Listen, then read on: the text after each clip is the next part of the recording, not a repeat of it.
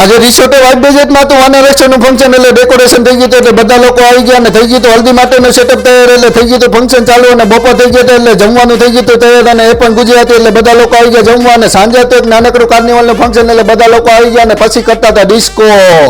જય શ્રી રામ દોસ્તો, good morning. કહાની કે જેવી છે કે આજ તો સવારમાં બાઇક લઈને નીકળી ગયા રિસોર્ટે જવા અને રિસોર્ટે પૂછ્યો તો આપણી માટે આવી ગયો તો જલેબી ગાંઠિયા અને સંભાર એટલે આપણે બે હાથથી દાબેડ્યું.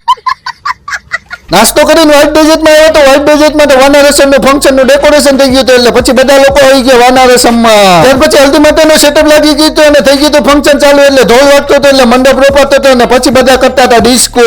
હલ્દીનું ફંક્શન પૂરું થવા આવ્યું હતું એટલે થઈ ગયા હતા બપોર એટલે થઈ ગયું તો આપણે જમવાનું તૈયાર અને એ પણ ગુજરાતી એટલે પછી બધા લોકો આવી ગયા જમવા. સાંજે હતું કાર્નિવલ ટાઈપ થીમ એટલે ડેકોરેશન પણ બહુ જબરદસ્ત કર્યું હતું એટલે જોઈ લ્યો.